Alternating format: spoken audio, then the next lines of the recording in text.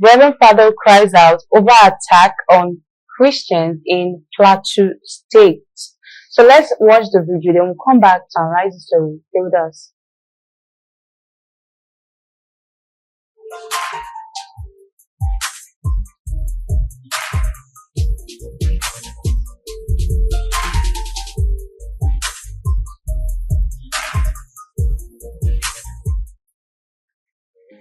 Already, they have declared war on Plateau.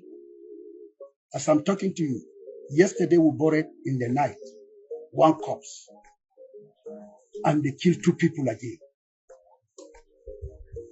This morning that I'm telling you, come and see Fulani terrorists were invited from Bauchi, other places. I was able to have a report from the insider, and the man spoke, and it comes to true. This morning, as I'm talking to you, they are trooping into Doroa. They're outside behind Doroa into Nyarwe village of Fan. Now what do you want us to do? We are going to defend ourselves today. I was just coming from sector. I rushed to sector, but I didn't see the commander.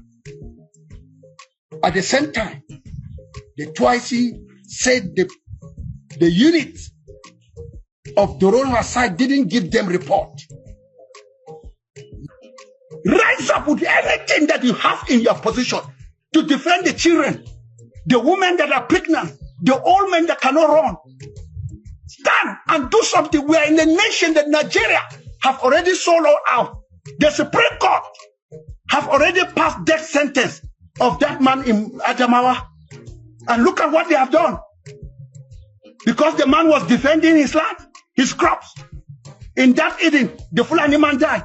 They have passed a sentence, so which means no Christian should react.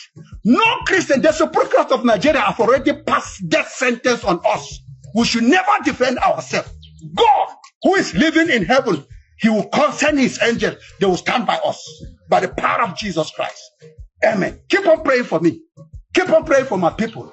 Because I'm back from India and I'm ready. If it is the place that I will die, let me die with my people. In the name of the Father, the Son, and the Holy Spirit. And the nation from the gain. We are to preserve. We are also to make the nation grow.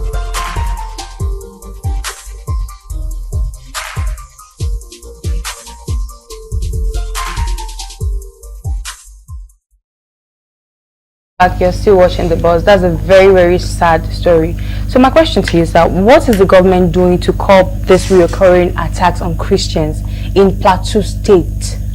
Look, there's this thing that we do as a country, and sadly, we don't realize how far-reaching and how deep the consequences of those things are. Our politicians have divided us.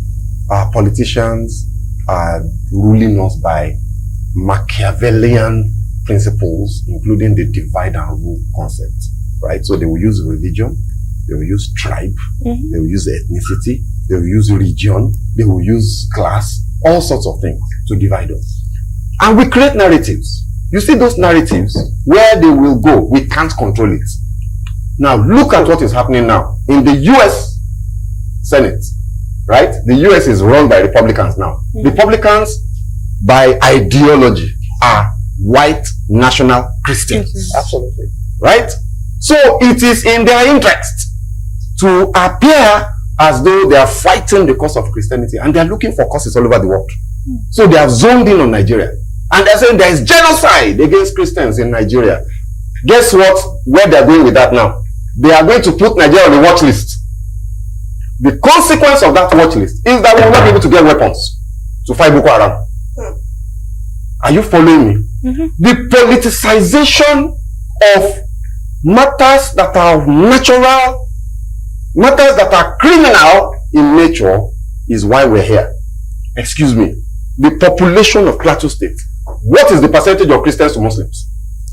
What is the percentage? Good question. The majority of the people in Plateau State are Christians. Absolutely. The majority of people in Benue are Christians. Absolutely. So if headsmen, who by the way are Muslims, go to Plateau State to raid and invade a village.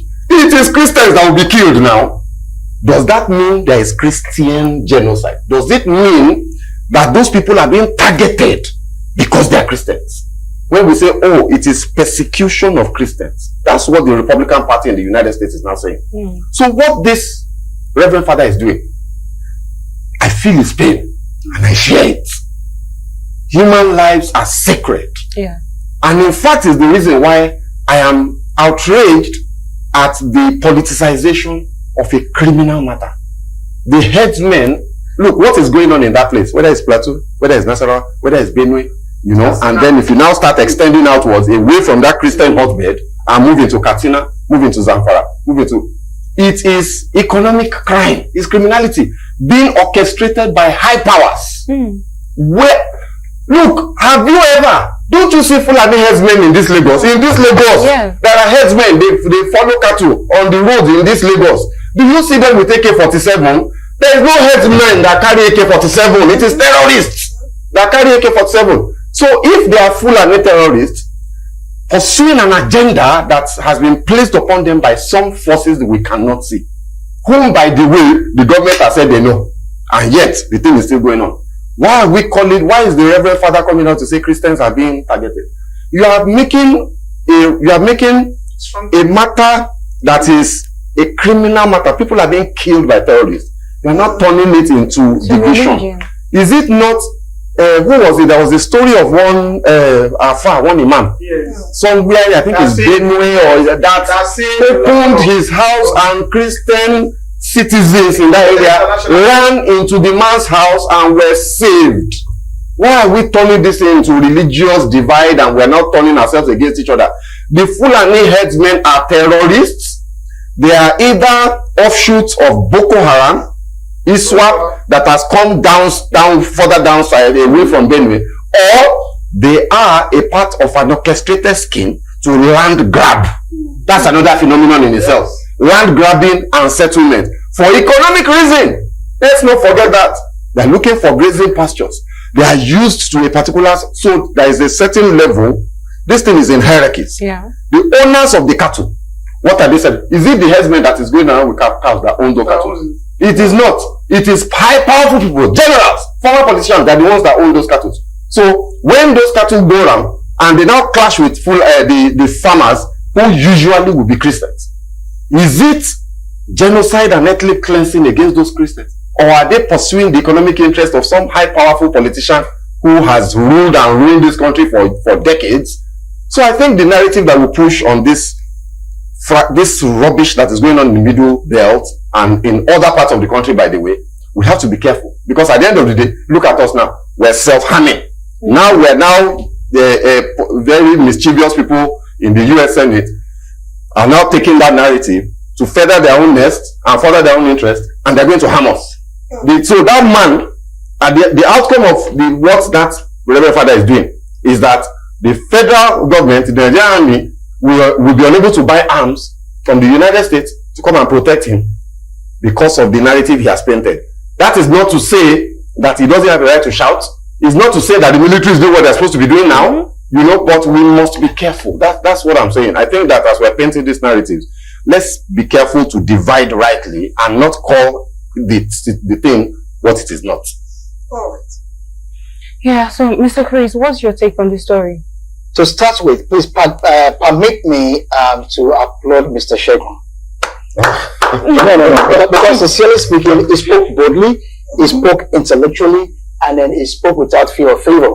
Because for me, I'm a Christian, I'm a believer, I'm a pastor, and then when I don't share in these sentiments, and then people tend to label me, and then of course, yes, I'm tilted. I'm not an APC card member, but I'm tilted towards the reform of this government, and they see it as desperation to support this government, and then that put me in a very bad spot.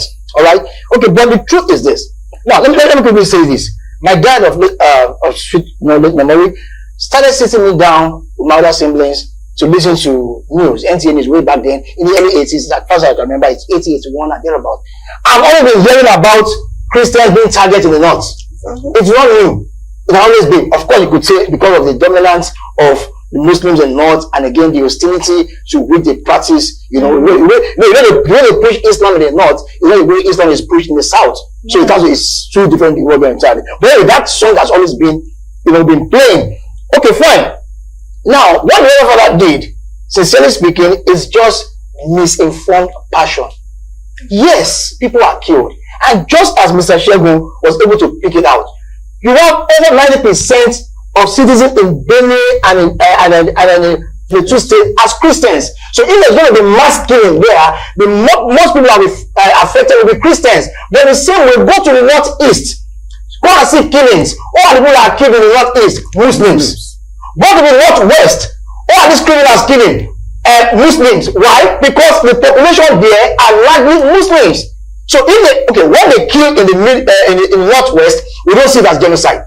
When they kill in the northeast, we don't see it as genocide. But when the same criminal elements come to Christian populated areas, we call it genocide. Now the people that have been killed in the northeast and northwest, are they not human beings? It is sad. It is sad. I'm not going to profile any religion now. It is sad that most of these killer guys are, maybe you could easily say, are Muslims. So that's why it's easy to call it, when they kill in Christian, they call it genocide. But the truth is, they are just criminals. When they don't put religion to it, they are criminals that should be dealt with as criminals because they kill in the northwest, they kill in the northeast. We don't remember that as genocide. So please, the consequence of this, you might think, you are hitting at the government and whatever. Maybe some people, that's where they are coming, that's their pontificating line. But the truth is, we are doing ourselves no harm. Because this game, we have Republican citizens in the US. They will stop you, they will label Nigeria. You can't buy weapons from the US, and not just the US, they will put eyes on other nations. If you sell to Nigeria, they will come after you. And that way, we will not have the competence to deal with insecurity. So, and I think that people should be informed. You see, I'll close here. The problem we have here is this. People are too emotional that they forget intelligence. We can't strive on that. We are too emotional. We bury facts, we bury intelligence, and we argue blindly. I don't want to say stupidly. Thank you so much. We have less than 2 minutes to go. Mr. Nuruddin, please. Well, I won't touch where I touched because I'm not going to. If I want to really blame that Reverend Father, there are some people that I'm going to blame more. Because if you know the number of people that this Reverend Father has sprayed, the number of cops he has sprayed for, automatically, psychologically, he's affected. So, what did you expect him to say? So, if he didn't say it the manner he's saying, is it not to enter news? See, don't let us deceive ourselves. Anybody that is carrying harm, AK-47, because because they are X-Men or whatever, they are criminals. In fact, they are terrorists. We should treat them as such. The only one I don't like is the coloration of religion is putting into it. But one thing there is what is our soldiers doing? Our soldiers are trying, the Yoruba used to say, what is our government doing? Is it today they've been killing people in Benue and Plateau State? I remember the former governor of Benue State. As much as I don't like Otto, that his stool is ground. You rear cow in the night. You are a criminal. They should shoot you aside. See, it is important. We may want to blame the pastors, misinformation, don't forget. Those Christians that have died in Plateau, they have died, they go forever. The government should take it as part of priority. It's like government is not taking this thing as so that serious. How can you say somebody bury about 100 in a day? And you want him to come to you and say, government is doing fine. They are not killing my people. See, what is important is that government should do the right thing. What is important here is that those 3 areas of crisis in the middle belt is what Mr. Chokito has said. Some people, it's not because they are rearing cow, they want to grab land, they are land grabber. The way we have Omonile here, some people want to be Omonile where they do not have land. Number 2, some people, they want to kill some certain farmers for inheritance so that they can graze on that. We need to look at it. Then another one that is so important is that our high placed individual have interest in it. That's why it cannot. Some people, they are wealthy people in Nigeria, they have 1 million cows. Even in the south here, they have cows in the north. And some people are hearing on their behalf. So, you are the one that will buy AK-47 for them so that they can protect their business. So that one is what security operatives need to work on. If we don't go deeper into this particular thing, I'm just telling you, the way we said it under Jonathan, Buhari, under Tinubu, even if Tinubu lives here, he will still continue because none of these governments have done enough to go deeper into the problem. Thank you very, very much for stating that. And I love the fact that we're able to put it out there and say this is not about religion, it's about the lives of humans. And of course, looking at it internationally, it's not going to paint us in the right light. Thank you so much, my amazing guest, for doing justice to this topic. Thank you so much, Chris, also for applauding Mr. Sheldon. That was good. Thank you so much. Thank you so much, Mr. Sheldon. Mr. Sheldon was the first person to first start, shaking the studio, the table. Let's break the leg. Let's break